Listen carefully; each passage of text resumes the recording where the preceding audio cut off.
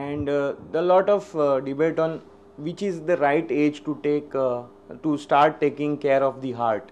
So can you shed some light on that? Is there any right age as such to take care of the heart? As I told you, we must start taking care right from childhood, because many people think, okay, when I am 40 I will take care, when I am 45 I will take care, but little realizing that all that we do when we are young is already causing damage to our circulatory system in the years of our childhood, and it is only manifested at the age of 40-45.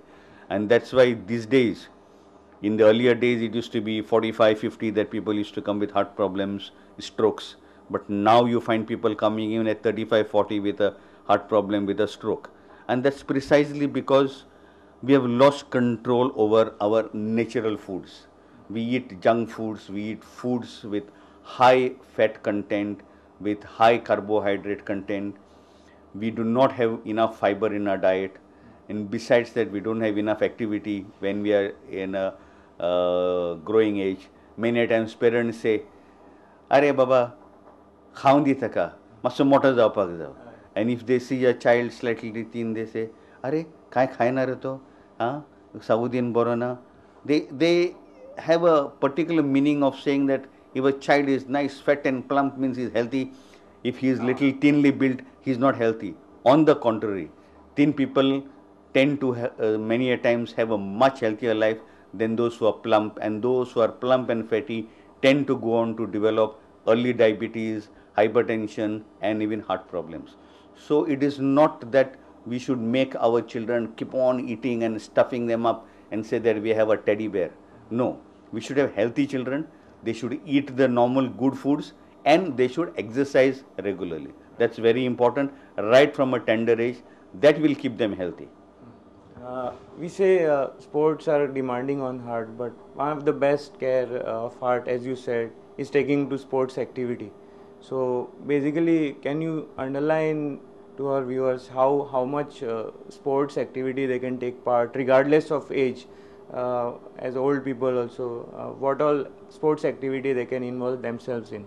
See, as far as activity is concerned, any activity would keep the heart going and our blood circulating and our system healthy.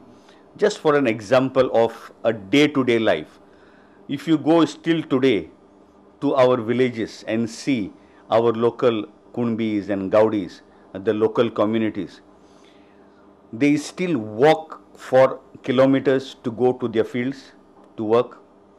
They work in the fields from morning to evening with a break in the afternoon for lunch. They do not have hi-fi foods like us.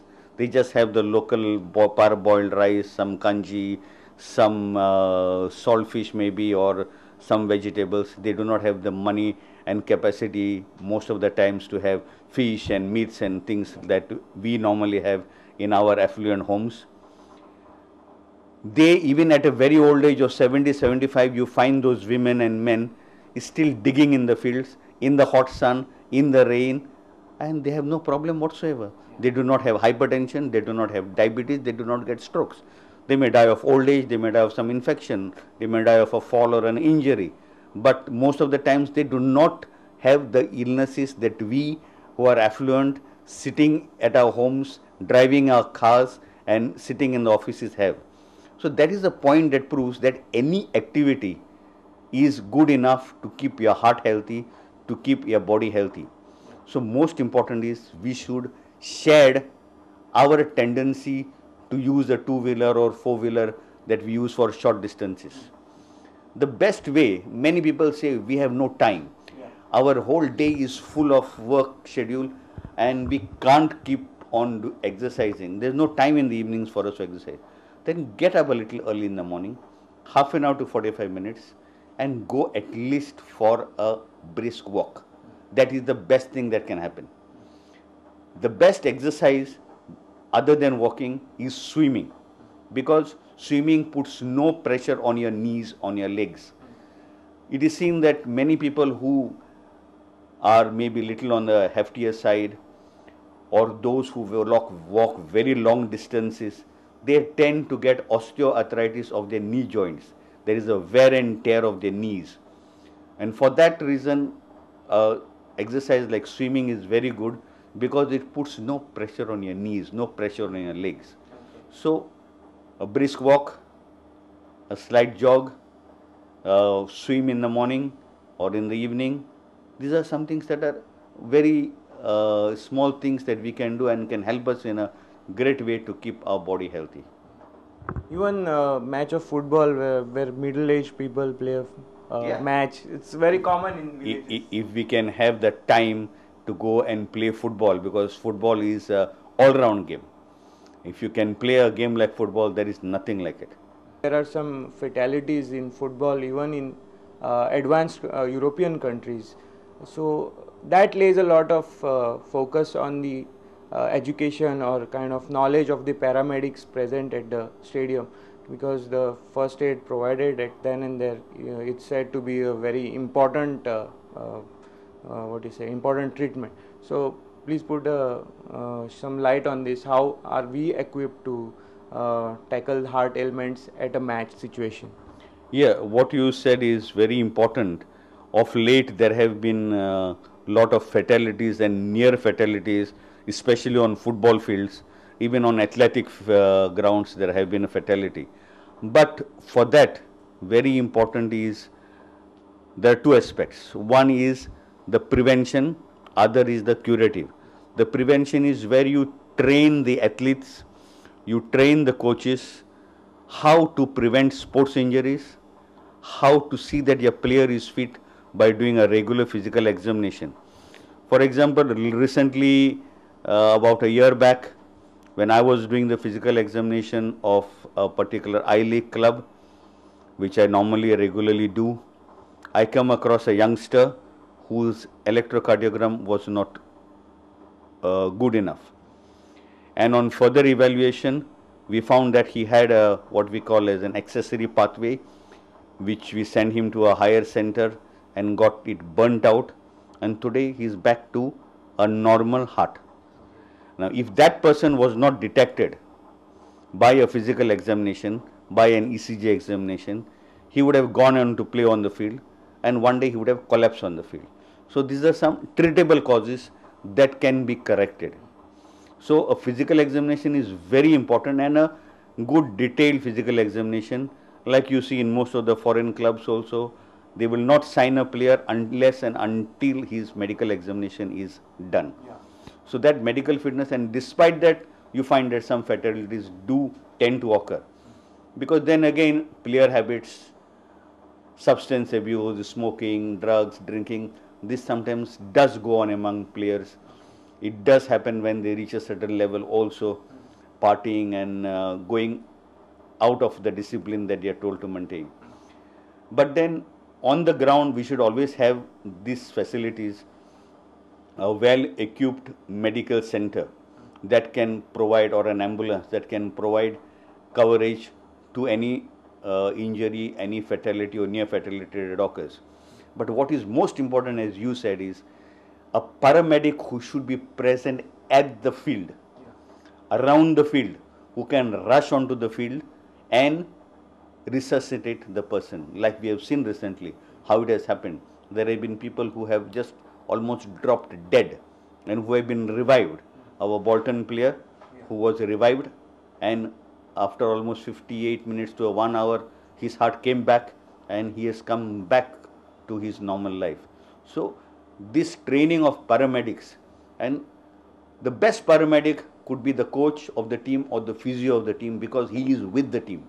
He would rush on the field and he would attend to a player. But they should be taught the basic techniques of how to resuscitate the person, how to identify what is the problem. And if you have already seen, recently our Goa Football Development Council, we have started these courses wherein we have a full day session training coaches. Up till now we have trained about 52 or 55 coaches in this resuscitation, and we plan to have many more courses, so that whoever is willing, whether they are coaches, physios, team managers, even physical education teachers in schools where the children do play the games, they are the people also who should be trained to attend to the player or to the child as soon as he drops down with an injury or with some other problem. Is it possible that heart problem goes unnoticed during the medical when the club wants to sign a player? Can it go unnoticed and then creep up at a later stage in the career and then have some heart problem? No, obviously. Heart disease may not be present at point A, but it could occur at point B. That's why the importance of a regular physical check. And secondly, of course, you can't control the personal lives of people, substance abuse and other things. And thirdly, there are genetic factors which do cause heart problems.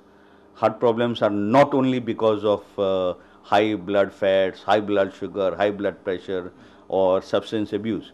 There are some people who are perfectly within normal limits as far as sugar is concerned, as far as cholesterol is concerned, as far as their blood pressure is concerned, as far as their habits are concerned. But you find that this fine man one day suddenly gets a heart attack. Yeah. But those are also because of a genetic predisposition. There are people, there are families who have a genetic predisposition. So all the family history is also important. But because somebody has family history, you cannot condemn a person. He only has to take care. Okay. And such things may occur. Generally speaking, what are the best natural foods for heart? Well, as far as foods are concerned, all natural foods like say fish is good. Not of course shellfish and prawns that have high fat content. Vegetables, fruits. All vegetables? Yeah, vegetables are very good. High fiber is very important. And fruits. Besides that, of course, non-red meats like say chicken that is not very fatty can also be had. Red meats are all obviously not so good. But a combination of that for high demanding sports where you need calories is important to be included as far as the nutritionist is concerned. Eggs, milk, that's again very important. Okay. You brought out a point that sometimes there is some food supplements or whatever which are needed for someone to boost performance. They may be exactly opposite to what your heart needs. Is it possible that there can be conflict between high performance sports nutrition and the health of the heart? Well, as far as supplements are concerned, we have to always be very careful as to what supplements are given. If it is only protein supplement or whether there is some mixture of other things. Sometimes even certain supplements have got drug-based supplements. So all these things have to be taken into consideration.